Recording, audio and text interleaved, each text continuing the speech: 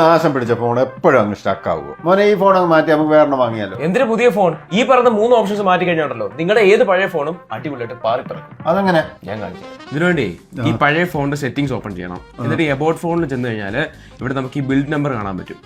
അവിടെ ജസ്റ്റ് നമ്മളിങ്ങനെ കുറെ നേരം പ്രസ് ചെയ്യുമ്പോൾ ഡെവലപ്പർ ഓപ്ഷൻ എന്ന് പറഞ്ഞ ഓപ്ഷൻ കാണാൻ പറ്റും. ഏത് ഫോണായാലും ബിൽഡ് നമ്പർ കയറി ഇതേപോലെ നീക്കിക്കൊണ്ടിരുന്നു കഴിഞ്ഞാൽ ഡെവലപ്പർ ഓപ്ഷൻ വരും. എന്നിട്ട് ബാക്ക് വന്ന് അഡീഷണൽ സെറ്റിംഗ്സ് വരുമ്പോഴത്തേക്ക് ഇവിടെ ഡെവലപ്പർ ഓപ്ഷൻ എന്ന് കിടക്കുന്ന കാണാൻ പറ്റും.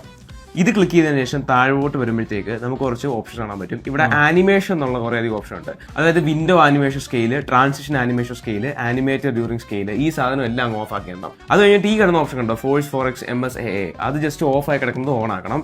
ഇതിന്റെ കൂടെ തന്നെ ബാക്ക്ഗ്രൗണ്ട് പ്രോസസിംഗ് ലിമിറ്റ് എന്ന് പറഞ്ഞ ഓപ്ഷൻ കാണാൻ പറ്റും.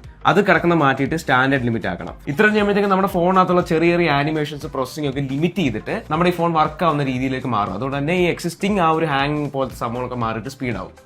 ആഹാ, കൊള്ളാമല്ലോ, സ്പീഡായല്ലോ, അടിപൊളിയല്ലേ? പിന്നെ ഫോൺ പിന്നെ മേടിക്കാം കേട്ടോ. ഫോളോ ചെയ്താൽ ഇനിയും കിട്ടും അടിപൊളി കണ്ടന്റ്സ്.